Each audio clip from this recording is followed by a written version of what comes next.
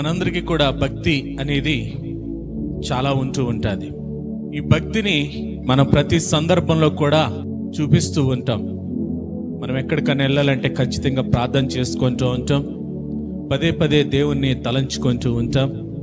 ఏ విషయంలో అయినా సరే దేవుణ్ణి ఖచ్చితంగా మనము జ్ఞాపకంలోనికి తెచ్చుకుంటూ ఉంటాం. ఈ భక్తి జీవితంలో బైబిల్ గ్రంథం అంతటిని గమనిస్తే గనుక భక్తితో పాటు భయం అనే పదాన్ని కూడా దేవుడు పెడుతూ ఉంటాడు వాక్యంలో. భక్తి భయము, భయము భక్తి అనేది రెండు కూడా సమాంతరంగా ఉండాల్సినటువంటి సందర్భాన్ని అయితే బైబిల్ సూచిస్తూ ఉంటుంది. ఇక్కడున్న మనమంతా కూడా దేవుని తలంచుకుంటూ ఉంటాం, దేవునికి మొరపెడుతూ ఉంటాం, దేవుని ఎడల భక్తిని చూపిస్తూ ఉంటాం. ఆ భక్తి ఎంతవరకు నేనంటే ఉదయం లేచిన తర్వాత అడుగుతాం ప్రభుని, ఈ రోజంతా నాకు తోడుగా ఉండు ప్రభు అని అడుగుతాం. ఈ రోజంతా తోడుగా ఉండి అని అడిగినటువంటి మనము ఆ రోజంతలో కనీసం ఒక్క అబద్ధం కూడా ఆడకుండా ఉండలేం. ఆ రోజంతా తోడుగా ఉండు ప్రభు అని అడిగినటువంటి మనము ఆ రోజు కనీసం మన ఆలోచన ద్వారా అయినా సరే పాపం చేయడానికి మనము అడుగు పెడతా ఉంటాం. అలాగే మనం తలంపులన్నీ, దేవుని ఎడల కలిగి ఉన్న తలంపులన్నీ ఎలా ఉంటాయంటే, మనం ఒక ప్రయాణం చేసినప్పుడు నాతో ఉండనో, లేకపోతే నా కుటుంబంలో అవసరతలు తీర్చానో, ఈ విధంగానే దేవుణ్ణి మనము ఎక్కువగా తలంచుకుంటూ ఉంటాం. అయితే నేను అడుగుతున్న ప్రశ్న, మన దృష్టిలో దేవుడు అంటే ఎవరు? దేవుణ్ణి ఏ కోణంలో మనం చూస్తున్నాం? ఇప్పుడు నన్ను చూస్తే ఈయన పాస్టర్ గారు, ఈయనకేం చెప్పాలా, మన బాధలు చెప్పుకుంటే ఆయన ప్రార్థన చేస్తాడు.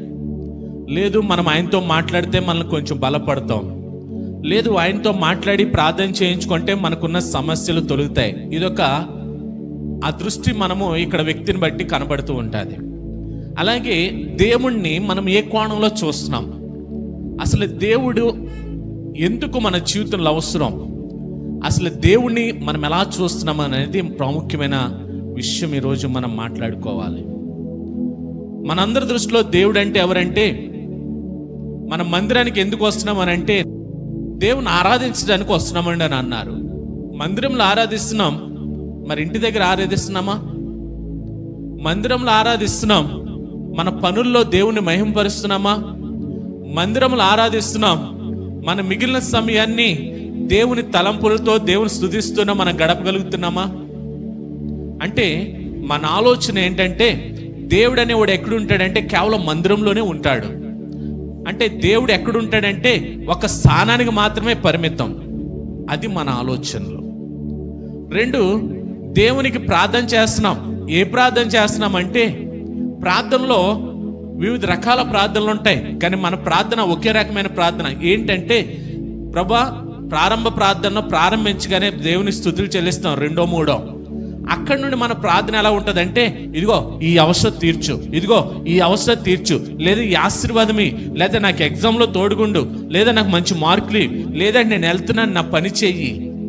అంటే దేవుణ్ణి ఎలా చూస్తున్నామంటే మన అవసరతలు తీర్చేవాడిగానే చూస్తున్నాం.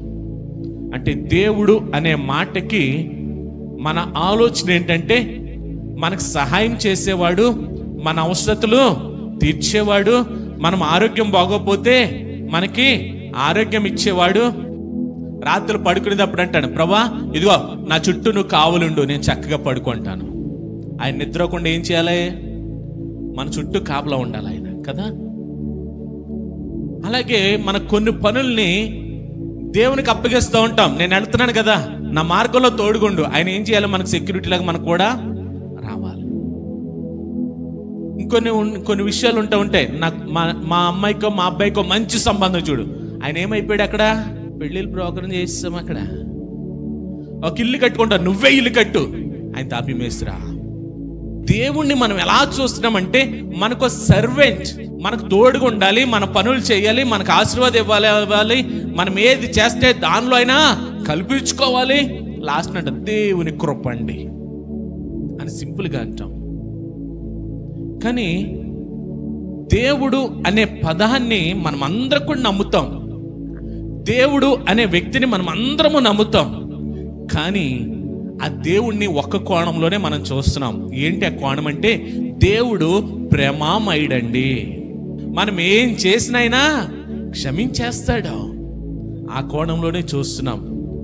ఈరోజు ఒక భాగం ద్వారా నేను మాట్లాడడానికి ఇష్టపడుతున్నాను. పరిశుద్ధాత్మ దేవుడు గత ఆదివారం దినాన నాకు ఈ అంశాన్ని ప్రేరేపించాడు.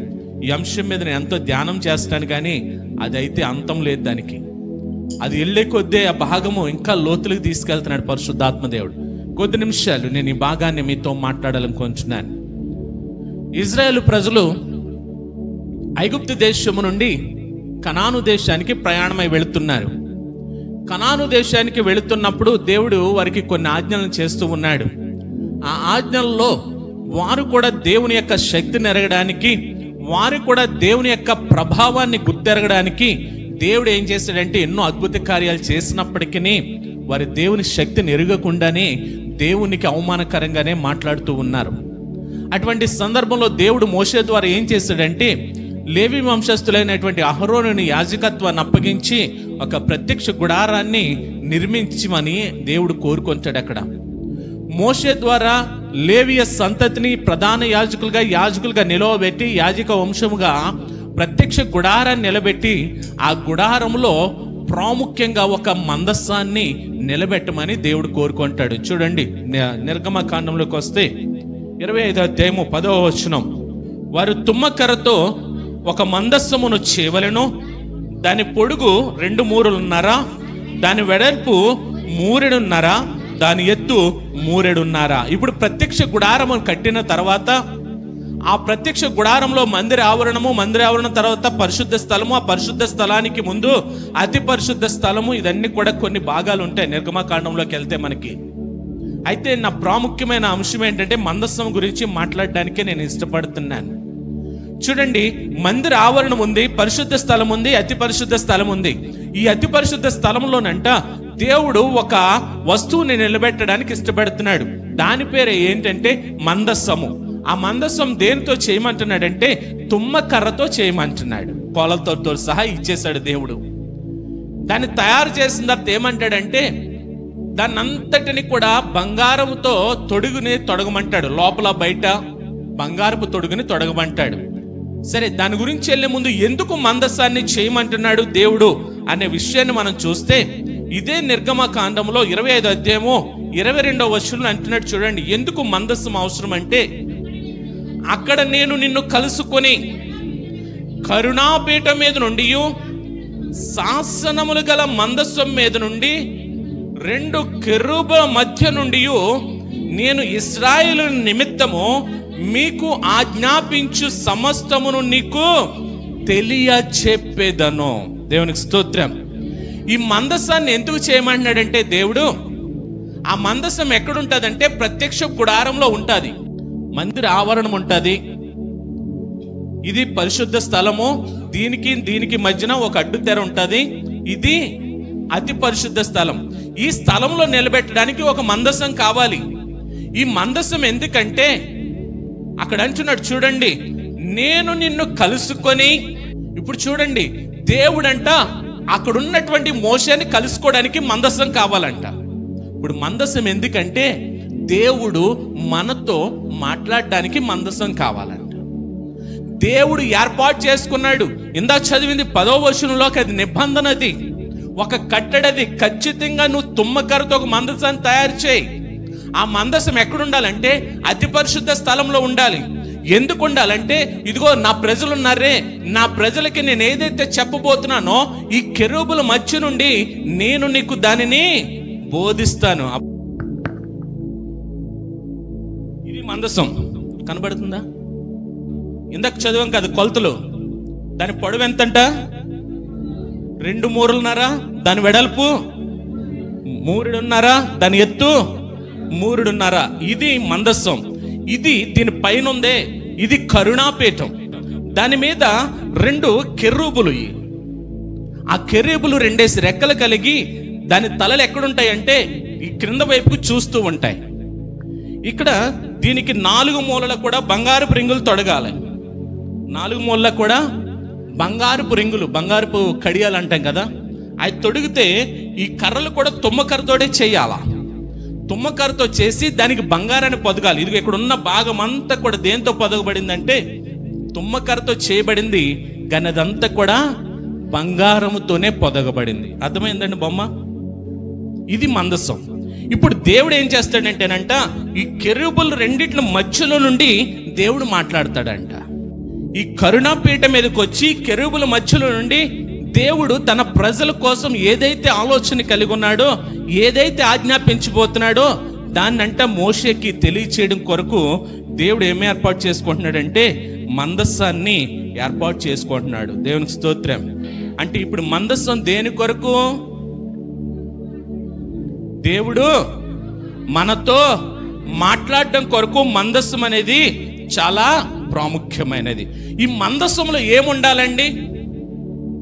ఇప్పుడు పెట్టి తయారు చేశారు, అది నిబంధన పెట్టి అంటారు, ఆర్క్ ఆఫ్ కవెనెంట్ అంటారు ఇంగ్లీష్లో. అయితే నిబంధన మందస్సం అంటే దేవుడు ప్రజలతో మధ్యన చేసుకున్నటువంటి నిబంధనగా, దేవుడు ప్రజలతో మాట్లాడడానికి ఏర్పాటు చేసుకున్నటువంటి స్థలమే ఆ నిబంధన మందస్సం. అది మరి ఆ నిబంధన మందస్సంలో ఏముంటాయని చూస్తే కనుక హెబ్రీలకు రాసిన పత్రిక 9వ అధ్యాయం 4వ వచనం, అందులో సువర్ణ దుపాతియు అంతటను బంగారు రేకులతో తాపబడిన నిబంధన మందస్సమును ఉండెను.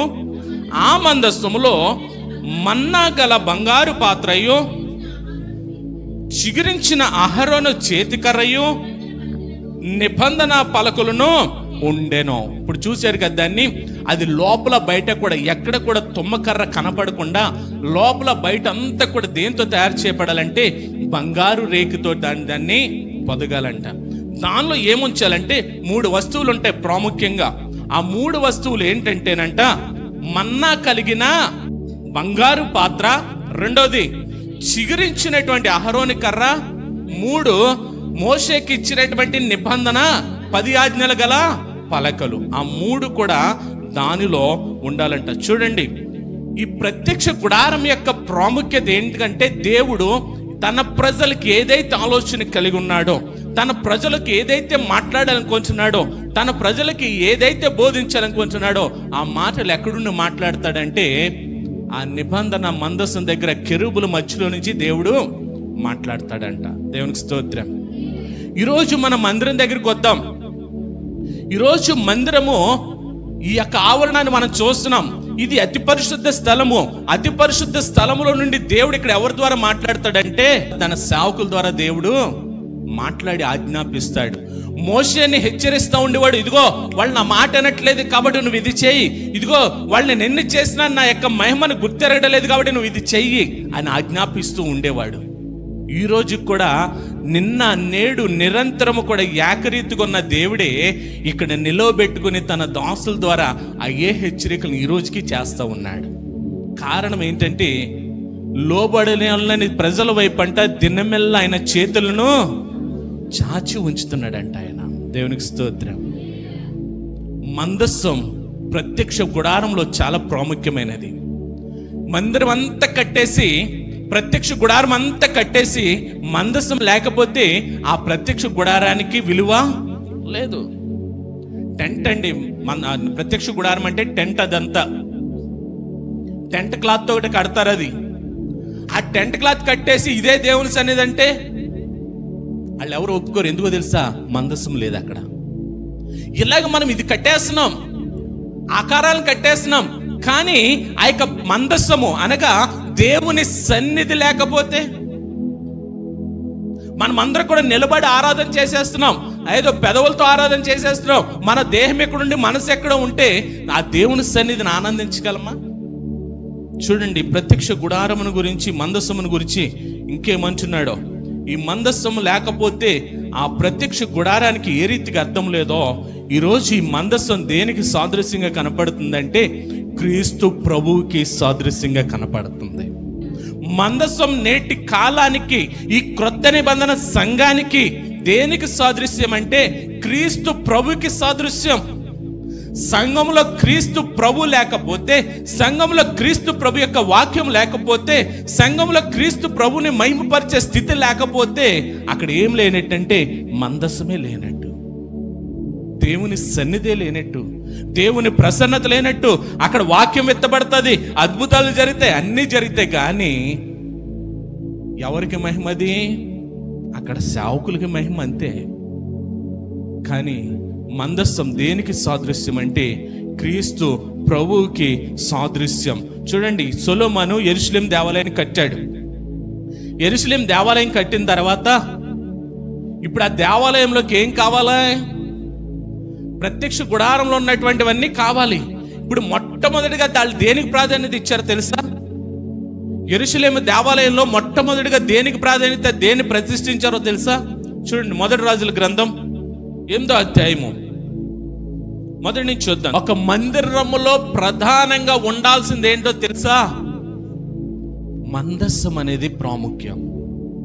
ఈరోజు చాలా మందిరాల్లో కడతారు, మందస్సం ఆకారంలో కడుతున్నారు. చాలా మందిరాల్లో అలా భౌతిక కట్టడానికి ప్రాధాన్యత ఇస్తున్నారు, కానీ క్రీస్తు అనే మందస్సాన్ని వారు స్థాపించలేకపోతున్నారు. నేను చాలా సంఘాల్లో చూస్తూ ఉంటాను, కోట్లు పెట్టి కడుతున్నారు, ఆకాశానికి తాకేటట్టుగా గోపురాలు పెట్టి కడుతున్నారు. అంతగా కట్టినటువంటి మందిరాలు ప్రారంభోత్సవాలు ఎవరు చేస్తున్నారు తెలుసా? రక్షణ లేనటువంటి వారు వచ్చి వాటిని ప్రారంభిస్తున్నారు. అది ఇక్కడ ఎవరు మోస్తున్నారు మందసాన్ని? యాజకులు మోస్తున్నారు. మందసాన్ని ఎవరు ప్రతిష్ఠిస్తున్నారు? యాజకులు ప్రతిష్ఠిస్తున్నారు. దేవుని మందిరం అంటే వాళ్ళకి ఎలాగైపోయిందంటే ఇదొక సమీకరణ కూడే. మేమేదో మా మీటింగ్లు అంటాం. ఏ మీటింగ్లు అయ్యి? ఆ మీటింగ్లు పెట్టుకునే స్థలం కింద భావిస్తున్నారు దీన్ని. కొన్ని సంఘాల్లో చూస్తాం, పైన చర్చ్, కింద ఫంక్షన్ హాలు. దాన్ని ఏమనాలి ఇప్పుడు? మందిరం అనాలా? మందిర ప్రతిష్టకి యాజకులంట ఆ మందస్సాన్ని తీసుకొచ్చి ఎక్కడ ప్రతిష్ఠిస్తున్నారంటే అతి పరిశుద్ధ స్థలంలో ప్రతిష్ఠిస్తున్నారు. యాజకులు తప్ప ఇంకెవరు కూడా మందిరాన్ని ప్రతిష్ఠ చేయకూడదు. ఇప్పుడు చెప్పండి, రాజకీయ నాయకులు, రక్షణ లేనటువంటి వారు వచ్చి వాళ్ళ మందిరాన్ని ప్రతిష్ఠిస్తే దాంట్లో క్రీస్తు అనే మందస్సం ప్రతిష్ఠించబడుతుంది అంటారా? కోట్లు పెట్టి ఖర్చు పెడుతున్నారు. కోట్లు ఖర్చు పెట్టి మందిరాలు, ఆకాశాన్ని తాగేటువంటి గోపురాలు పెట్టి కడుతున్నారు. సెంటర్లు వేసి చర్చిలు కడుతున్నారు. ఎవరు ప్రారంభోత్సవం చేస్తున్నారంటే గొప్పోళ్ళు వచ్చి ప్రారంభోత్సవం చేస్తున్నారు. మందిరములో ఏది ప్రాధాన్యంగా ఉండాలంటే మందస్సం ప్రాధాన్యంగా ఉండాలి. ఆ మందస్సాన్ని ఎవరు ప్రతిష్ఠించాలంటే యాజకులు మాత్రమే ప్రతిష్ఠించాలి. ఆ యాజకులు ఎవరంటే లేవి గోత్రికులు మాత్రమే ప్రతిష్ఠించాలి. అప్పుడే ఈ రోజున సంఘంలో కూడా ఆ క్రీస్తుని ఎవరు ప్రతిష్ఠించాలంటే కేవలం యాజకులు మాత్రమే ప్రతిష్ఠించాలి. దేవునికి స్తోత్రం. ఈ మందస్సము క్రీస్తుని పోలికలో చూపిస్తూ ఉంది. ఆ క్రీస్తు పోలికలో చూపిస్తుంది. ప్రత్యక్ష గుడారం, మిగతా ఉపకరణాలన్నీ కూడా యేసుక్రీస్తు చేసిన పనులను సూచిస్తే, కానీ మందస్సం మట్టుకు యేసుక్రీస్తు ప్రభు యొక్క వ్యక్తిత్వాన్ని సూచిస్తుంది. మందసం యేసుక్రీస్తు ప్రభు యొక్క వ్యక్తిత్వాన్ని సూచిస్తుంది. ఎలాగంటే మందసం దేంతో తయారు చేయబడుతుంది అని చెప్పాను? తుమ్మకర్రతో చేయబడుతుంది. తుమ్మకర్ర దేనికి సాదృశ్యం అంటే భౌతిక శరీరానికి సాదృశ్యం. అంటే యేసుక్రీస్తు ప్రభువు మానవ స్వభావాన్ని కలిగి ఉన్నాడు అనడానికి సాదృశ్యం. కానీ ఆ మందస్సానికి ఏం పొదగబడుతుంది? బంగారు రేకులు పొదగబడతాయి. ఆ బంగారు రేకు దేనికి సాదృశ్యం అంటే దైవత్వానికి సాదృశ్యం. తుమ్మకర్ర మానవ స్వభావానికి సాదృశ్యమైతే ఆ బంగారు తొడుగు యేసుక్రీస్తు ప్రభులో దైవత్వానికి సాదృశ్యం. ఈ రోజున మనము కూడా ఈ దేహం కనపడుతుంది, తుమ్మకర్ర కనపడుతుంది, కానీ ఆ క్రీస్తులో ఉన్నటువంటి దైవత్వాన్ని మనం ధరించుకొంచున్నామా లేదా? యేసుక్రీస్తు ప్రభువు భౌతిక శరీరం లేదా మానవ స్వభావం తుమ్మకర్ర సాదృశ్యం అయితే బంగారు పొదుగు దైవత్వానికి సాదృశ్యం. అందుకనే యేసుక్రీస్తు ప్రభుని ఏమంటారంటే దైవ మానవుడు అని అంటారు. దైవ మానవుడు అంటే ఈరోజు మందస్సం దేనికి సాదృశ్యంగా ఉంది? యేసుక్రీస్తు ప్రభువునకు సాదృశ్యంగా ఉంది. రండి చూద్దాం. ఈ మందస్సము ఇంకా ఏం కనపడుతుంది అంటే మనకి ఈ మందస్సంలో మనకు కనపడినటువంటి వస్తువులు మనం చూస్తే గనుక, ఇప్పుడు చూడండి, ఉత్తి తుమ్మకర్రతో చేస్తే ఆ మందస్సానికి విలువ ఉండేదంటారా? ఇంతకుముందు ఒక చర్చ్ కన్స్ట్రక్షన్ నాకు తెలిసి ఒకళ్ళు చేశారు. ఆ చర్చ్ కన్స్ట్రక్షన్ చేస్తున్నప్పుడు ఆ సంఘంలో ఒక ఆయన, నేను అక్కడ బలిపెట్టాన్ని నేనే కట్టిస్తానండి అని అన్నాడు ఆయన. ఆయన ఆలోచన ఏంటంటేనంట, సేమ్ బైబిల్లో ఉన్న కొలతలతోటే మందసం చేయించాలండి అని అన్నాడు. నేను చెప్పాను 2.5, 1.5 అని చెప్పాను. నేను మీ ఆధ్వర్యంలోనే చేయించండి అన్నాడు. తుమ్మగారు కోసం చాలా చోట్ల తిరిగాం. మొత్తమే తుమ్మగారితోటి ఆ కొలతలతోనే సేమ్ చేయించేసాం. అయితే పైన కెరూబులు లేవు, కానీ మామూలుగా మందస్సము కరుణాపీఠముతో దానికి మరలా ఏంటయ్యి కర్రలు, మోత కర్రలు, ఇవన్నీ చేంజ్ చేసాం. కానీ దానికి బంగారు పొదుగు పొదగలే. నన్నను సేమ్ చేయాలని ఆలోచన బాగుంది, కానీ మరి దానిలో దైవత్వం ఉట్టిపడాలంటే బంగారు రేచి మనం ఎక్కడ భరించగలం అయ్యగారు అన్నాడు. ఇప్పుడు చెప్పండి, ఆ తుమ్మగారు తీసుకొచ్చి పెడితే దానిలో దైవత్వం వస్తుందా? ఆ చెక్కే కొన్ని సంవత్సరాలకి ఏమవుతుంది? ఈ రోజున ఈ తుమ్మకర్ర వంటి దేహము కూడా ఇక్కడికి వచ్చి ఎన్ని సంవత్సరాలు కూర్చున్నా, ఎన్ని పాటలు పాడినా, ఎన్ని ఆరాధనలు చేసినా ఉపయోగం లేదు. చూడండి, గలతీయులకు రాసిన పత్రిక 3:27 అంటాడు కదా, క్రీస్తులోనికి బాప్తిస్మము పొందిన మీరందరూ కూడా ఏం ధరించుకున్నారో అంటే క్రీస్తులో మానవ స్వభావాన్ని ధరించుకున్నామా? క్రీస్తులో దైవిక స్వభావాన్ని ధరించుకున్నామా? క్రీస్తులోనికి బాప్తిస్మం పొందిన మీరందరూ కూడా క్రీస్తును ధరించు కొంటారన్నాడా? అంటే అర్థం ఏంటి? ఆల్రెడీ వేసేసుకున్నాం కోట్. ఏ కోట్ అది? దైవిక స్వభావం కలిగినటువంటి ఆ క్రీస్తుని మనం ధరించుకుంటే మనలో ఏ గుణాలు బయటకు రావాలి? దైవిక స్వభావం కలిగిన గుణాలే రావాలి, దైవిక స్వభావ లక్షణాలే రావాలి. దైవత్వం మనలో ఏమవ్వాలంటే ఉట్టిపడాలి. అందుకనే చెప్తున్నాను, ఇది తుమ్మకర్ర, కొద్ది కాలానికి దీని లైఫ్ అయిపోద్ది.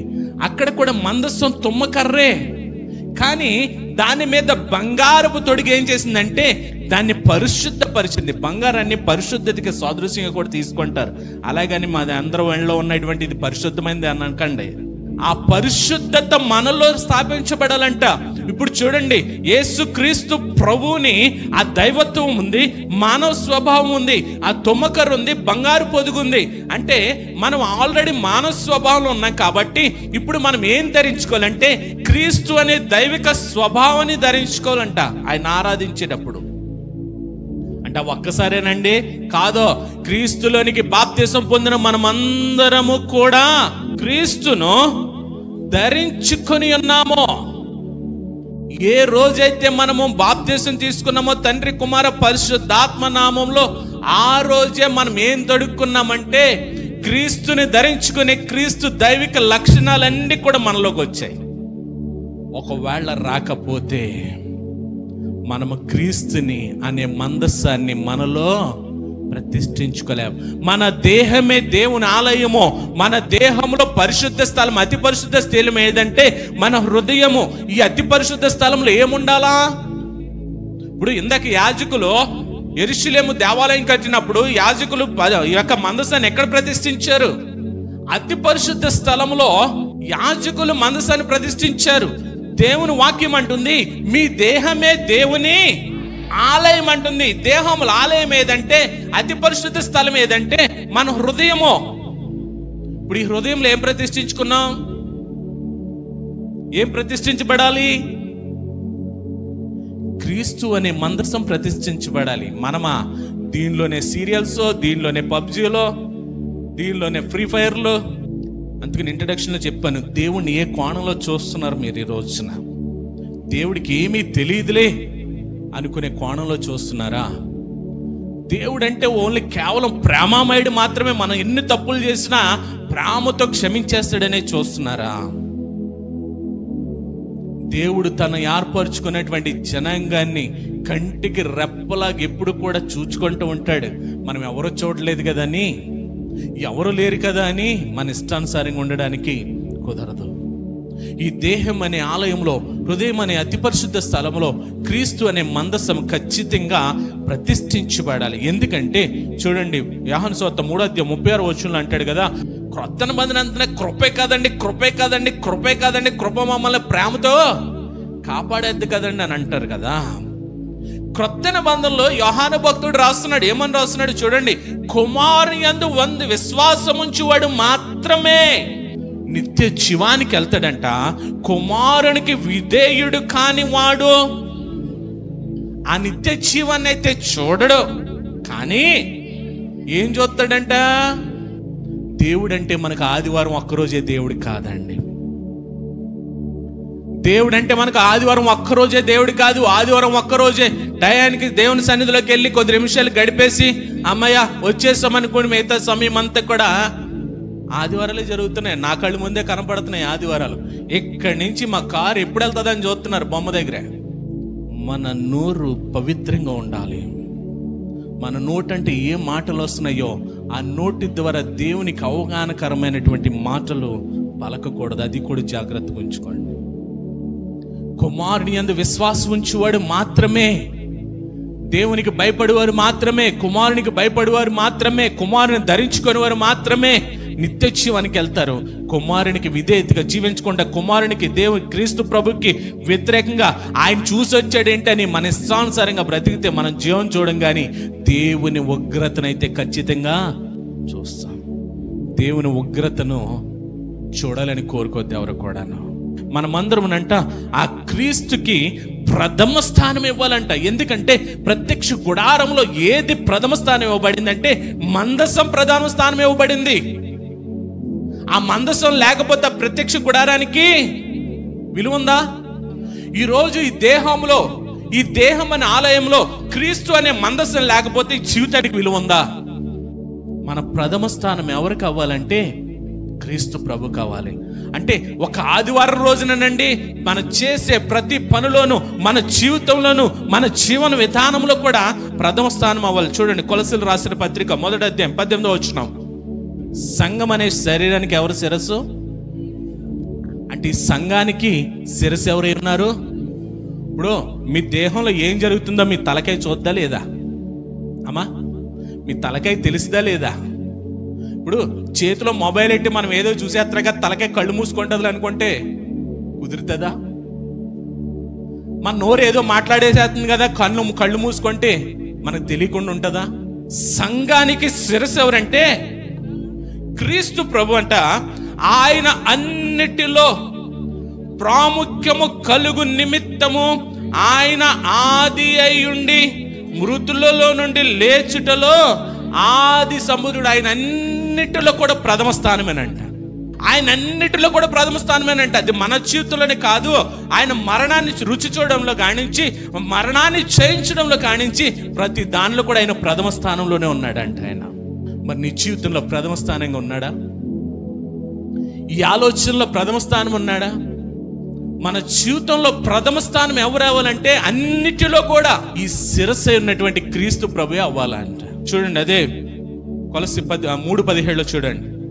ఏది చేసినా ఆయన నామంలో చేయాలంట, ఆయన చిత్తాన్ని బట్టి చేయాలంట, ఆయనకు మహిమకరంగా చేయాలంట. పౌలు గారు చెప్తున్నాడు, పౌలు గారి జీవితంలో అదే చేశాడు. ఆయన ఏమన్నాడో తెలుసా? నా జీవితం ప్రభు కోసమే, కాబట్టి నేను బ్రతికితే క్రీస్తు కొరకే, చావైతే అంతగానే గొప్ప లాభం లేదు. అంటే ఆయన ఎవరికి ఇచ్చాడు ప్రథమ స్థానం? ఆ క్రీస్తు అనే మందస్సాన్ని ఆయనలో ప్రతిష్ఠించుకున్నాడు. ఆ క్రీస్తు అనే మందస్సాన్ని పరిశుద్ధ హృదయంలో ప్రతిష్ఠించుకుని ఈ దేహం అనే ఆలయానికి పరిపూర్ణత తీసుకుని వచ్చాడు. మనమా బైబిల్ అట్టుకుని వెళ్తే చాలండి. ఎక్కడికి? మందిరానికి వెళ్ళి 2 గంటలు కూర్చుంటే వదిలేస్తారండి, వచ్చి ఇంట్లో పెట్టేస్తారండి. మన చేతిలో ఉన్నాయి కదా ఆయుధాలు, ఏంటవి? రాత్రులు కూడా నిద్రపోవట్లేదంట. క్రీస్తు మన జీవితంలో ప్రతిష్ఠించుకోకపోతే, క్రీస్తుకు మనం ప్రథమ స్థానం ఇవ్వకపోతే, క్రీస్తు అనే మందస్సం మన జీవితంలో ప్రతిష్ఠత లేకపోతే ఈ జీవితమే వ్యర్థం. చూడండి, ఈరోజు ఏదైతే మందస్సం, తుమ్మకరతో చేయబడినటువంటి మందస్సం ఆ క్రీస్తు అనే బంగారంతో కప్పబడిందో, ఈరోజు కూడా మనం ఈ మట్టితో చేయబడినటువంటి ఈ దేహము క్రీస్తు అనే ఆత్మీయ శరీరముతో మనం కట్టబడాలి. అప్పుడే ఈ జీవితానికి విలువ. అలా లేనట్టు గనుక, క్రీస్తులో బాప్తిసం పొందుకొని కూడా క్రీస్తును ధరించుకోపోతే గనుక, క్రీస్తు పోలికలోనికి మారకపోతే గనుక, క్రీస్తు స్వభావంలో మనం జీవించలేకపోతే గనుక ఈ జీవితం వృధా. దానిలో ఏముంటాయని చెప్పాను నేను. 1, మన్నా కలిగిన బంగారు పాత్ర. 2, చిగురించిన అహరోను చేతికర్ర. 3, మోషేకి ఇవ్వబడిన 10 ఆజ్ఞలు గల ధర్మశాస్త్ర పలకలు. ఈ 3 గురించి చూసుకుని మనము ముగించుకుందాం. మొట్టమొదటిగా మన్నా కలిగిన బంగారు పాత్ర మనకి ఎక్కడ కనపడుతుంది అంటే నిర్గమకాండం 16వ అధ్యాయము 32వ వచనం కాడికి వద్దాం. మోషే అహరోనుతో చెప్తున్నాడు, దేవుడు ఆజ్ఞాపించాడంట, ఒక బంగారు పాత్రలో ఒక సేరు మన్నాను తీసుకొచ్చి ఎక్కడ పెట్టాలా? సాక్ష్యపు మందసం ఎదుట అహరోను దానిని పెట్టాను. ఎందుకు పెట్టమన్నాడు దేవుడు? వంశస్థులు చూచుట కొరకు. వంశం అంటే ఒక తరం, వంశములు అంటే తరాలు వెంబడి తరాలు. ఇప్పుడు ఈ మందస్సము దగ్గర అంటే ఒక పాత్రను, బంగారు పాత్రను తీసుకొని 1 కేజీ మన్నాను తీసుకొని దాన్ని ఏం చేయాలంటే మందస్సంలో పెట్టాలి. ఎందుకు పెట్టాలంటే మీ తరతరాలు కూడా చూడాలి. ఎందుకు చూడాలంటే దేవుడు ఆకాశము నుండి మన్నాను పంపించగలడు, దేవుడు మనల్ని పోషించగలడు, దేవుడు మనల్ని ఆదుకొనగలడు, దేవుడు మనల్ని ఆదరించగలడని వారు గుర్తించాలంట. వాళ్ళు ఏమంటున్నారు, ఎందుకయ్యా ఈ ఫుడ్డా? ఏం ఫుడ్ అది? విసారం లేని ఫుడ్ మాకు అవసరమా? చక్కగా మేము మటన్ తెచ్చుకుని ఆదివారం రోజున నీట్గా మసాలా పెట్టుకుని చక్కగా తినేవాళ్ళం, ఎందుకయ్యా మాకు ఈ బాధ అంటున్నారు వాళ్ళు. చూడండి, ఆ పాత్రలోనంట మన్నాను తీసుకొచ్చి మందస్సంలో పెట్టమన్నాడు. ఎందుకంటే వారి యొక్క తరతరాలు కూడా వారు చూడడానికి, వారు చూచి దేవుని కార్యాలు గుర్తెరగడానికి అది సాదృశ్యంగా మందసంలో పెట్టబడుతుంది. ఈ రోజున యేసుక్రీస్తు ప్రభువు ఆ మన్నాకి సాదృశ్యంగా ఉన్నాడు. మన్నా జీవం కలిగిన ఆహారమా, జీవం లేని ఆహారమా? ఏ రోజుదా రోజే. పొద్దునకి ఏమొచ్చేది? పొద్దున్నే వచ్చేదంట. మనం కూడా చూడండి, కొన్ని చోట్ల చూస్తూ ఉంటాం, గుళ్ళు కాడికి వెళ్ళినప్పుడు ఇలా పెడతారు కదా, ఏంటది? వీళ్ళు ఒక్కలే తింటారా? వెళ్తున్నావా కొండకి, మాకు పట్టుకురా. అదే సిస్టమ్ మనకు వచ్చేసింది తెలుసా. అయ్యి బాబోయ్, ప్రభు ప్రసాదం ఇది. భోజనాలు ఎడతంటే ఎక్కడికే? సాయంత్రానికి. దేవుడు ఉదయాన్ని ఇచ్చేవాడంట, చక్కగా పట్టుకుని వారిని భుజించమంటే వీళ్ళు ఏం చేశారు తెలుసా? రేపటి కోసం కూడా పట్టుకున్నారు వీళ్ళు. ఏమైంది? కంపు కొడుతూ ఉందంట. దేవునికి స్తోత్రం. దేవుని సన్నిధిలోనే తినాలి. ఆళ్ళకలా మనం తెచ్చి అందరికీ పంచిపెట్టే సిస్టమ్ కాదు మనదే. మన దేవుడు మన్నాని ప్రోక్షించగల దేవుడు, మనలోడు సమృద్ధిని ఇవ్వగలిగినటువంటి దేవుడు. మనం రేపటి గురించి చింత అవసరం. ఎందుకో తెలుసా? ఉదయాన్నే ఆ రోజు కొరకు ఏ ఆశీర్వాదాలను అయితే పెట్టాడో వాటిని నీకు అనుగ్రహిస్తాడు దేవుడు. ఆమేన్. మనమా ఇవి అందించుకుంటే రేపు పొద్దుడికి వస్తాయి కదా, రేపు కూరగాయలు తెచ్చుకోవచ్చు, పెరిగి తెచ్చుకోవచ్చు. ఎప్పుడు గురించి అంటే మీకు ఎవరి మీద నమ్మకం లేదు, అందుకని అంటాడు కదా, రేపటి గురించి మీకు చింత ఎలా? ఆకాశ పక్షులను చూడండి, అవి విత్తవు, కోయవు, వాటిని పోషిస్తున్నామండి. మీరు వాటికంటే, వాటితో పోల్చాడా? వాటి కంటే అన్నాడా? మరి వాటిని పోషిస్తున్న దేవుడు అయ్యంతండి చిన్న కడుపు కదండి, అందుకని అన్నాడు కంటే అని, మన పెద్ద కడుపు అని. చూడండి, యేసుక్రీస్తు ప్రభువు ఆ మన్నాకి సాదృశ్యమై ఉన్నాడు. యోహాను సువార్త 6వ అధ్యాయము 57వ వచనం గాని చూద్దాం. యేసుక్రీస్తు ప్రభు మన్నాకి ఎలా సాదృశ్యం? జీవము గల తండ్రి నన్ను పంపెను గనుక నేను తండ్రి మూలంగా జీవించినట్టే నన్ను తినువాడును నా మూలముగా జీవించును. ఇదే పరలోకం నుండి దిగివచ్చిన ఆహారము. పితరులు మన్నాను తిని చనిపోయినట్టు కాదు, ఈ ఆహారము తినువాడు ఎల్లప్పుడూ జీవించునని నిశ్చయముగా మీతో చెప్పుచున్నాను అనేను. పస్కా విందులో ఉన్నాడు ప్రభు, అంటున్నాడు కదా, ఇదిగో జీవం గల తండ్రి నన్ను పంపించాడు. జీవం కలిగిన తండ్రి అంటే ఆయనే జీవ ప్రదాత. ఆయన దేవునికి స్తోత్రం. ఆయనే జీవ ప్రదాత, ఆయనే మనలో జీవాన్ని నింపేవాడు. ఆ జీవ ప్రదాత ఏం చేశాడంటే తన కుమారుని జీవ ప్రదాతగా పంపించాడు. ఎందుకు పంపించాడంటే మరణంలో ఉన్నటువంటి మనకి, పాపంలో ఉన్నటువంటి మనకి ఆ జీవాన్ని నింపి రక్షించడానికి ఆ జీవ ప్రదాత మరొక జీవ ప్రదాతను మన దగ్గర పంపించాడు. అందుకు నేను అంటున్నాడు కదా, ఇదిగో ముందు పరలోకం నుండి వచ్చినటువంటి మన్నాన్ని తిని వాళ్ళు ఏమయ్యారు? చనిపోయారు. కానీ ఇదిగో ఈ మన్నాన్ని తింటే మీరెన్నటికీ చావరు. అంటే యేసుక్రీస్తు ప్రభువే మన్నాకి సాదృశ్యంగా ఉన్నాడు. ఈ రోజు వరకునేనండి, అంటే ఒక్కరోజేనండి, ఒక్క పూటేనండి చర్చిలో భోజనాలు. ఆ మన్నా ఎప్పుడు కూడా దొరికే మన్నా, మనం ఎప్పుడు కావాలనుకుంటే అప్పుడు దొరికే మన్నే. నెలలో ఒకసారి ఇస్తున్నాం ఇక్కడ, కానీ కూడుకున్న ప్రతిసారి తీసుకుంటూ ఉంటాం మేము. ఒక్కసారి ఎందుకు ఇస్తున్నాం తెలుసా? రోజు ఇచ్చేసామనుకోండి, మీకు ఏమవుద్ది? ఈ ఒక్కరోజు తినకపోతే ఏమవుద్ది? నెలకు ఒకసారి ఎత్తంటేనే ఎగ్గొట్టేసి వాళ్ళు ఉన్నారు. అలా రోజు ఇచ్చామనుకోండి, దాని విలువ మనకి తెలియదు. రోజు ఇచ్చేదే కదా, రోజు ఇచ్చేదే కదా. దాని ద్వారా ఎన్నో అద్భుతాలు చూసాం మేము. ఆయన శరీరము రక్తం ద్వారా ఎన్నో అద్భుతాలు చూసాం. అలా తీసుకోవాలి తెలుసా? ఇది జీవం కలిగినటువంటి శరీరము, ఇది జీవం కలిగినటువంటి రక్తము, ఇది జీవం కలిగినటువంటి మన్నా అని మనం ఎప్పుడైతే భుజిస్తామో మన జీవితంలో చాలా అద్భుతాలు జరుగుతాయి. యేసుక్రీస్తు ప్రభువే మనకి మన్నా అయి ఉన్నాడు. ఆ మన్నా వాళ్ళకి డబ్బులు ఎత్తుకుంటూ వచ్చిందా, లేకపోతే ఊరుకుని వచ్చిందా? వీళ్ళు ఇంకా లేచివారు కాదంట, కానీ పరలోకం నుండి మన్నా ఏమయ్యేది? వీళ్ళకి గుడారాల బయట ఎవరి కాళ్ళ కొమ్మరిచ్చేసాడంట దేవుడు. దేవునికి స్తోత్రం.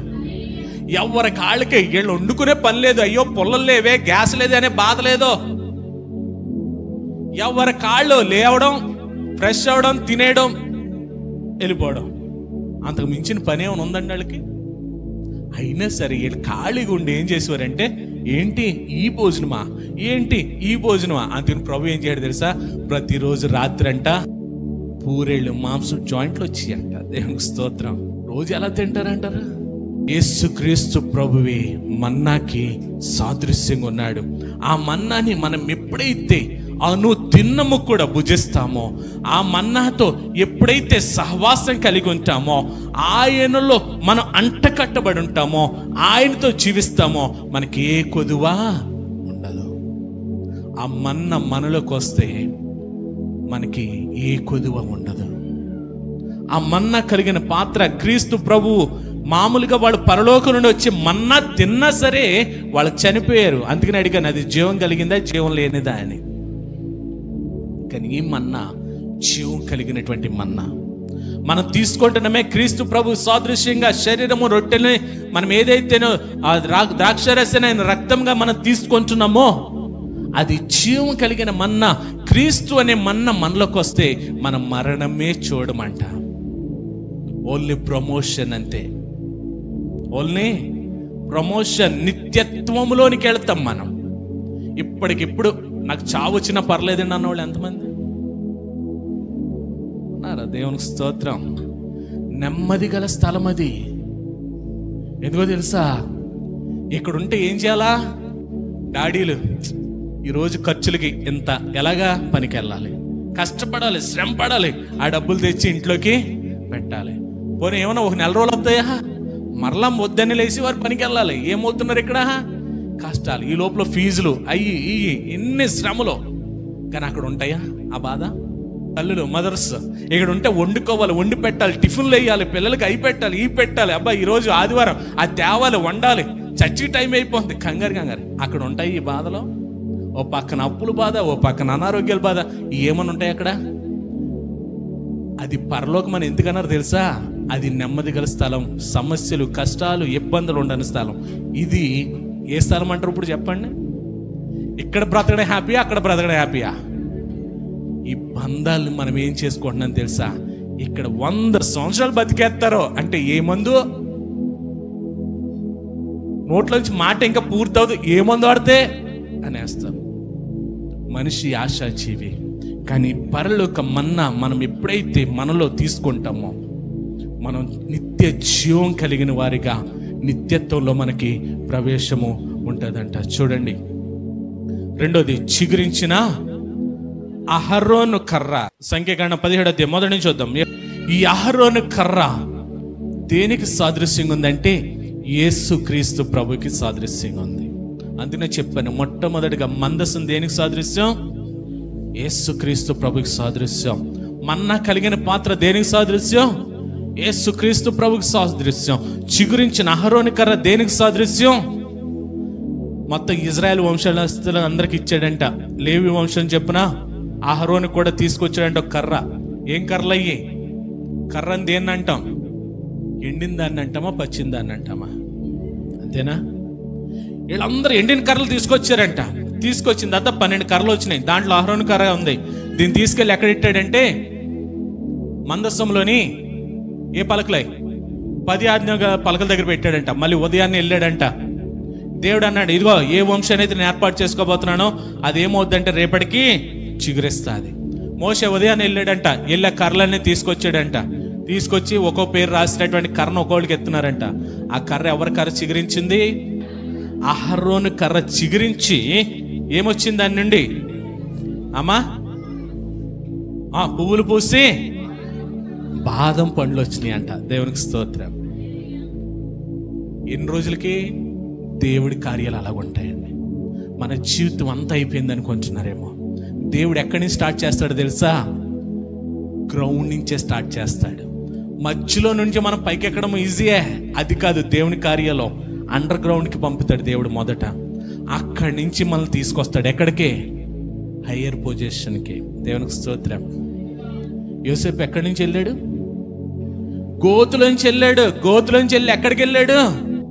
ప్రపంచాన్ని ఏలేటువంటి ఐగుప్తు దేశానికి ప్రధానిగా కరువు కాలంలో ఒక నియంతగా మార్చబడ్డాడు.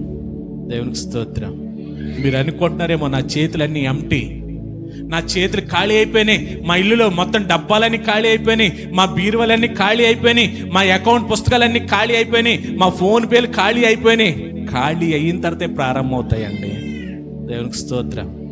నా అనుభవం చూస్తాను నేను. రోజు ప్రతి నెల కూడా చూస్తాను నేను. జీరో చేస్తాను అకౌంట్, అక్కడి నుంచి అందుకుంటుందా. మనము కూడా ఏమవ్వాలి తెలుసా? ఆత్మీయంగా అభివృద్ధి చెందాలంటే మనం జీరో అయిపోవాలి. మనలో ఉన్న వేస్ట్ అంతని తీసేయాలి. మనలో ఉన్న వేస్ట్ అంతని తీసేసి జీరో చేస్తే అక్కడి నుంచి దేవుడు మనల్ని ఫిల్ చేసుకెళ్తాడు. మనం ఏం చేస్తాం తెలుసా? సీరియల్స్ ఇటువైపు, మొబైల్లో ఆటలు ఇటువైపు, మళ్ళీ లోక సంబంధమైన మాటలు అన్ని ఇటువైపు. ప్రభా ఆరోగ్యమే ప్రభా. మరి మీతో సగం అది తీస్తే ఇది వస్తుంది. ఏది?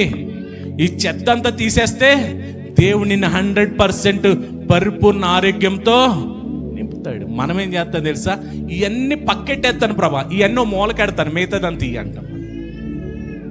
జీరో అవ్వాలి. ఎండిపోయినటువంటి అహరోను కర్ర ఇప్పుడు ఏమవుతుందో తెలుసా? పూలు చిగురించాయంట, బాదం పళ్ళు వస్తున్నాయంట. క్రీస్తు ప్రభు కూడా చూడండి ఎక్కడికి వెళ్ళిపోయాడైనా? గోతులోకి వెళ్ళిపోయాడు. ఆయన గోతులోకి వెళ్ళిపోయాడు, సమాధిలో పెట్టబడ్డాడు, చీరైపోయాడు. ప్రాణం లేనటువంటి మట్టి శరీరము మానవ స్వభావముతో దేహముగా నారబట్ట చుట్టబడి సమాధిలో పెట్టబడ్డాడు. అక్కడి నుంచి మహిమ శరీరముతో 40 దినాలు ఈ భూమి మీద ఉండి పరలోకానికి ఆరోహణమయ్యాడు. దేవునికి స్తోత్రం. ఈ అహరోను కర్ర చీరు అవ్వాలి. గోధుమ గింజ ఉపమానం చెప్తాడు యేసయ్య.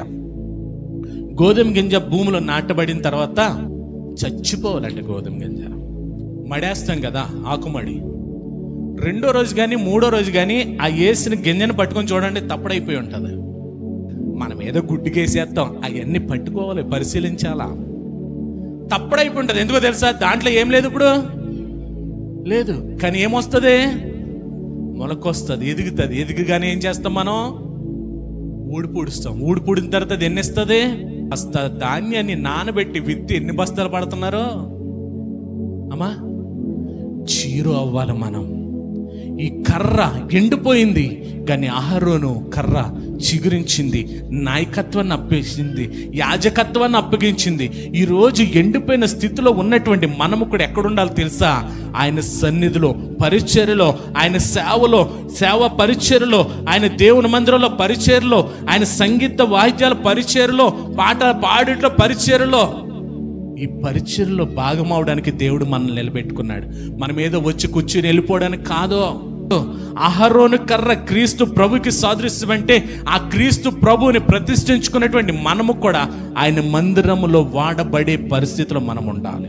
మూడోది ఏంటి? నిబంధన పలకలు, 10 ఆజ్ఞలు గల రాతి పలకలు అంట. దేవునికి స్తోత్రం. చూడండి, 10 ఆజ్ఞలు గల పలకలు మనం చాలా సార్లు 10 ఆజ్ఞలు చదివేస్తూ ఉంటాం. మోషేని దేవుడు ఎక్కడ పిలిచాడు? ఏ కొండ? సినాయి కొండ మీద పిలిచాడు. 40 దినాలు ఉపవాసం ఉన్నాడు. దేవుని నిర్గమకాండంలో 35వ వచనం చివరి వచనంలో ఎక్కడ ఉంటుంది? ఆయన ఎలా రాశాడంటారంటే ఈ 10 ఆజ్ఞల పలకలో దేవుని చేతి వ్రేలితో రాయబడింది. అది దేంతో రాయబడింది? ఒక రాయి మీద చేతితో రాయగలమంటారా వ్రేలితో? కానీ 10 ఆజ్ఞలు గల పలకలో దేవుని చేతి వ్రేలితో వ్రాయబడిందంట. ఆ పలకల్ని 40 రోజుల తర్వాత మోషే ఒక మహిమతో వస్తున్నాడు. కిందేళ్ళేమో దూడం చేసుకుని సంబరాలు చేస్తున్నారు. అమ్మా, వాళ్ళు అక్కడ దేనికి విలువ ఇవ్వట్లేదు. వీళ్ళు ఏం చేయాలి తెలుసా? మోషే దేవుడి దగ్గరికి వెళ్ళాడు, ఏం తెస్తాడో చూడాలి. అప్పుడు వరకును మోషే ఏం చేసేవాడు అంటే దేవుడి దగ్గరికి వెళ్ళినప్పుడల్లా ఒక సమాచారం తెచ్చేవాడు. మోషే దేవుడి దగ్గరికి వెళ్ళినప్పుడల్లా అది ఒక గుడ్ న్యూస్ లేకపోతే హెచ్చరికో లేకపోతే ఒక బ్యాడ్ న్యూస్ ఏదో ఒకటి తీసుకొస్తా ఉండేవాడు. వీళ్ళు ఏం చేయాలా? ఎదురు చూడాలి. ఇన్ని రోజులు ఉన్నాడే, ఏం గుడ్ న్యూస్ తెస్తాడు? ఇన్ని రోజులు ఉన్నాడే, ఏ హెచ్చరిక తెస్తాడు? ఇన్ని రోజులు ఉన్నాడంటే దేవుడు ఏదో పెద్దదే మనకి ఇవ్వబోతున్నాడు. లేట్ అయ్యి కొద్దీ ఆశీర్వాదం విలువ ఎలా ఉంటుంది తెలుసా అమ్మా? లేట్ అయ్యే కొద్దీ ఆశీర్వాదం యొక్క కొలత ఎలా ఉంటుంది తెలుసా? పెద్దగా ఉంటుంది. ఆమేన్. ఈరోజు ప్రార్థన చేస్తే రేపే వచ్చేసింది అనుకోండి, ఎలా ఉంటుంది? ఇప్పుడు అమ్మకి బిర్యానీ వండుతూ రాదు, కొడుకు బిర్యానీ కావాలన్నాడు, ఏం చేద్దే? ఫస్ట్ యూట్యూబ్ ఆన్ చేస్తుంది కదా. ఆన్ చేసి ఫస్ట్ ట్రైలో అమ్మా సూపర్ అంటాడా? కుదరలేదమ్మా అంటాడు. ఒక 4-5 సార్లు 10 సార్లు చేసిన తర్వాత సూపర్ అమ్మా అంటాడు కదా. అంటే ఆ ప్రాక్టీస్ వెళ్ళి కొద్దే ఏమవుతుంది? అది టేస్ట్ అవుతుంది. ఈ రోజు అడిగింది రేపు పొద్దున వచ్చేసింది అనుకో, అంత టేస్టీగా ఉండదు ఆశీర్వాదం. దేవుడు ఎంత ఆలస్యం చేస్తే మనం ఎలా లెక్కేసుకోవాలి తెలుసా? పెద్ద ఆశీర్వాదం నా కొరకు రాబోతుంది. ఆమేన్. శ్రేష్టమైన ఆశీర్వాదం రాబోతుంది. శ్రేష్టమైన ఆశీర్వాదం. మనకి ఎంత ఆలస్యం అయితే అంత స్ట్రాంగ్ ఆశీర్వాదం వస్తుంది. ఇప్పుడు చెప్పండి, ఈ రోజు అడిగింది రేపు వచ్చేయాలా? పర్లేదు ప్రభా, లేట్గానే ఈ ప్రభా అనాలా? ఎందుకని మామిడి పిండి కోసుకుని తినేస్తామా? అది కొంత పండు దోరకు వచ్చినప్పుడు తింటామా? పిండి ఎందుకు తినా? అది మామిడికాయ కదా, టేస్ట్ ఉండదు. అది ఎదురు చూడటం మానేశారు. ఏంటా గుడ్ న్యూస్ అని ఎదురు చూడటం మానేసి వీళ్ళు ఏం చేయాలి? అహరోను, మీ అన్న వచ్చినప్పుడు వచ్చాడులే కానీ ముందుదా మన పని మనం చేద్దామంటే అహరోను కూడా భలే గోయించాడు. వీళ్ళకి పదండి బంగారం తండి అని మొత్తం బొమ్మ చేసేసారు. వీళ్ళు చేసేసి అంట వీళ్ళ గంతులేస్తున్నారంట. మోషే వస్తున్నప్పటికి వీళ్ళు అనుకుంటున్నారంట, మోషే ఏ ఆలోచనతో వస్తున్నాడు తెలుసా? దేవుడు ఇచ్చాడు కాబట్టి మా వాళ్ళు మామూలుగా సంబరం ఉండదు అనుకుంటున్నారంట. ఎందుకేళ్ళ సంబరం ఏంటి? బొమ్మను చేసుకుని సంబరం చేస్తున్నారు. ఈ దీనికోసం ఎదురు చూస్తూ సంబరం చేయట్లేదు. మోషే కోపంతో ఏం చేశాడు? పాల్గొట్టేశాడు. దేవుడు అన్నాడు, దా మళ్ళీ వచ్చేను అన్నాడు. కోపం ఏం చేస్తుంది? నాకు కూడా వర్తిస్తుంది, అందుకని చెప్పుకుంటున్నాను. దా అన్నాడు ప్రభు. మళ్ళీ ఎన్ని రోజులు కూర్చోబెట్టాడు? మరలా 40 రోజులు కూర్చోబెట్టాడు. ఆలోచించండి, వీళ్ళు ఆశపడాల్సింది దేవుని దగ్గర నుంచి ఏ మాట వస్తుందనేది ఆశపడాలి. కీర్తనకారుడు రాస్తాడు చూడండి, 40వ సంకీర్తన 7వ వచనం కాడి నుంచి చూడండి. ఈ మాట ఎవరు చెప్తారండి? ఎవరి కోసం అంటే క్రీస్తు ప్రభుని గురించి మాట్లాడతాడు. ఏమని మాట్లాడతాడంటే, పుస్తకపు చుట్టలో ఎవరి గురించి రాయబడిందంట? ఆ పుస్తకపు చుట్ట ఏంటంటే ధర్మశాస్త్రం. బైబిల్ ఆరంభంలో ఎలా ఉండేది? బైబిల్ ఎలాగొచ్చిందో కొంచెం చెప్పాను నేను. ఆరంభంలో చుట్టలు చుట్టుండేవి. ఇక్కడ దాని గురించి మాట్లాడుతున్నాడు. పుస్తకపు చుట్టలో నన్ను గూర్చి రాయబడిన ప్రకారం. ఎవరు చెప్తున్నారంటే యేసుక్రీస్తు ప్రభు. ధర్మశాస్త్రంలో ఏదైతే నా గురించి రాయబడిందో ఆ ప్రకారమే నేను వచ్చాను. ఏంటంటే నా దేవా, నీ చిత్తమును నెరవేర్చుటకు నాకు సంతోషము, నీ ధర్మశాస్త్రము నా ఆంతర్యములలో ఉన్నది. చూడండి, ఇక్కడ యేసుక్రీస్తు ప్రభు ఏమంటున్నాడంటే నీ చిత్తం నెరవేర్చడం ఏంటంటే ఆయనకి సంతోషం అంట. దేవుని చిత్తాన్ని నెరవేరిస్తే మన జీవితంలో ఏం నింపబడుతుంది తెలుసా? సంతోషం నింపబడుతుంది. అది యేసుక్రీస్తు ప్రభు జీవితంలో కనపడుతుంది. ఇప్పుడు ఆ ధర్మశాస్త్రం ఎక్కడుందంట? ఆయనలో ఉన్నదంట. చూడండి, గలతీయులకు రాసిన పత్రిక 4వ అధ్యాయం 4వ వచనంలో కూడా పౌలు గారు అంటాడు కదా, మనల్ని ధర్మశాస్త్రం నుండి విడిపించడానికి ఆ ధర్మశాస్త్రానికి ఆయన లోబడిపోయాడంట. అర్థమవుతుందండి? ఈ 10 ఆజ్ఞలు గల పలకలు, ధర్మశాస్త్ర పలకలు దేనికి సాదృశ్యంగా ఉన్నాయంటే క్రీస్తు ప్రభువుకి సాదృశ్యంగా ఉంది. మొట్టమొదటి చూసాం, మందసం దేనికి సాదృశ్యం? యేసుక్రీస్తు ప్రభు సాదృశ్యం. మన్నా కలిగిన పాత్ర దేనికి సాదృశ్యం? చిగురించిన అహరోని కర్ర దేనికి సాదృశ్యం? ధర్మశాస్త్రం దేనికి సాదృశ్యం? అయితే ఎప్పుడైతే ఈ ధర్మశాస్త్రాన్ని కానీ, మన్నా కలిగిన పాత్ర కానీ, ఆ చిగురించిన అహరోని గారు కానీ, ఈ మందసాన్ని కానీ మనలో ప్రతిష్ఠించుకుంటామో మనలో కూడా ఏమొస్తుందంటే దైవిక స్వభావం వచ్చి దైవిక లక్షణాలు మనలో కనిపిస్తాయి. ఆ దైవిక లక్షణాలు కనపడాలంటే ప్రత్యక్ష గుడారంలో మందసం ఎక్కడుంటుందని చెప్పాను నేను? అతి పరిశుద్ధ స్థలంలో ఉంటుంది. అతి పరిశుద్ధ స్థలంలో ఉన్నటువంటి మందసాన్ని చేరాలంటే కొన్ని భాగాలు ఉంటాయి. ఏంటి అంటే ఆ భాగాలు, ఒకటి ప్రభువుని నమ్మి ఆ గుడారం దగ్గరికి రావాలి. ఒకటి ప్రభువుని నమ్మి ఆ గుడారం దగ్గరికి రావాలి. 2 బాప్తిసం తీసుకోవాలి. బాప్తిసం తీసుకోవాలి. ప్రభువుని నమ్మి ఆ గుడారం దగ్గరకు వచ్చి నువ్వు నమ్మిన తర్వాత బాప్తిసం తీసుకుంటేనే నువ్వు ఈ పరిశుద్ధ స్థలంలోనికి అవకాశం. పరిశుద్ధ స్థలంలోకి ఎవరు పడతారు రావడానికి లేదు. ప్రత్యక్ష గుడారంలో ప్రభువుని నమ్మి బాప్తిసం తీసుకుని 3 ఆ పరిశుద్ధాత్మ అభిషేకాన్ని పొందాలి. పరిశుద్ధాత్మ అభిషేకాన్ని పొంది ఆ తర్వాత పరిశుద్ధాత్ముడు అనుగ్రహించేటువంటి వాక్యపు వెలుగులో జీవించాలి. మరొకసారి చెప్తారా? 4. 1 ప్రభువుని నమ్మాలి, 2 బాప్తిసం పొందాలి, 3 పరిశుద్ధాత్మ అభిషేకం పొంది, 4 ఆ పరిశుద్ధాత్మని ద్వారా ఆ వాక్యపు వెలుగులో జీవిస్తే గనుక అప్పుడు మనం అనుదిన ప్రార్థన చేస్తూ ఆ ప్రత్యక్షపు గుడారంలో ఉన్నటువంటి మందసానికి చేరగలం. ఆ లేవీలు అలా చేయకుండా ఏదో నాకు అప్పగించారు కాబట్టి ఆ లేవి వస్త్రాన్ని వేసుకొని డైరెక్ట్గా ప్రత్యక్ష అతి పరిశుద్ధ స్థలంలోకి వచ్చేస్తే శిక్షా విధి అది. అలాగే పరిశుద్ధ స్థలంలోకి రావడానికి కూడా ఖచ్చితంగా 5 ఉండాలి. ఈరోజు అదే ప్రభువుని మనలో స్థాపించుకోవడానికి, అదే ప్రభువుని మనలో ప్రతిష్ఠించుకోవడానికి, అదే ప్రభు సారూప్యానికి మనం మారాలంటే ఈ 5 కూడా ఖచ్చితంగా అవసరం. 1 మనం క్రీస్తు అనే బలిపీఠాన్ని, క్రీస్తు అనే మందసాన్ని మనలో ప్రతిష్ఠించుకోవాలి. 2 ఆ బాప్తిసం అనే గంగాళంతో మనం ఆ నీటితో ఆ బాప్తిసం ద్వారా మనం శుద్ధి చేయబడాలి. 3 ఖచ్చితంగా ఆ పరిశుద్ధాత్మ అభిషేకము, ప్రార్థన అనే ధూప వృక్షం కింద ఖచ్చితంగా మనం అనుదినము కూడా కొనసాగాలి. 4 ఆయన వాక్యపు వెలుగులో ఆయన వాక్యాన్ని ధ్యానిస్తూ ఆయన వాక్యాన్ని నిత్యము కూడా మనము స్మరించుకుంటూ ఆ వాక్యపు వెలుగు ఎప్పుడైతే మనలో నింపబడుతుందో అప్పుడే మనం ఎక్కడికి వస్తాం? క్రీస్తు అనే మందసం దగ్గరికి రాగలం. ప్రభువుని అంగీకరిస్తున్నాం, బాప్తిసం తీసుకుంటున్నాం, కానీ పరిశుద్ధాత్మ అభిషేకాన్ని పొందుకోలేకపోతున్నాం, వాక్యము వెలుగులో జీవించలేకపోతున్నాం, ప్రార్థనని ధూపాన్ని వేయలేకపోతున్నాం. కాబట్టి మన క్రీస్తు అనే మందస్సాన్ని మనము ప్రతిష్ఠించుకోలేకపోతున్నాం. కాబట్టి ఈరోజు విన్న మాటలు ఒకసారి గుర్తు చేసుకోండి. ప్రత్యక్ష గుడారములో మందస్సం లేకపోతే ఆ ప్రత్యక్ష గుడారానికి ఏ రీతిగా విలువ లేదో, ఈరోజు క్రీస్తు అనే మందస్సం ఈ దేహం అనే ఆలయములో, ఈ హృదయం అనే అతి పరిశుద్ధ స్థలంలో ప్రతిష్ఠించకపోతే ఈ దేహానికే విలువ లేదు.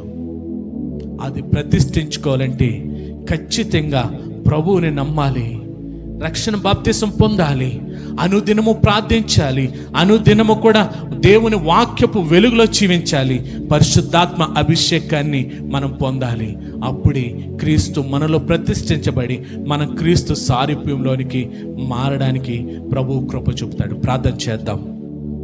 మందసం ఎలా ఉంటుందో తెలుసుకున్నాం ఈ రోజున.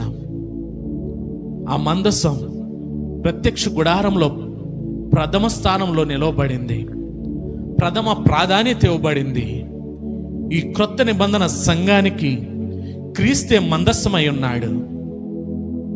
ఆ క్రీస్తు మనలో ప్రథమ స్థానం ఇవ్వబడితే మన జీవితంలో దేవుడు చేసిన ఉపకారాలను బట్టి, దేవుని ఆలోచనను బట్టి, దేవుడు మన ఎడలు కలిగి ఉన్న చిత్తాన్ని బట్టి ప్రతి ఆశీర్వాదాన్ని మనము స్వతంత్రించుకుంటాం.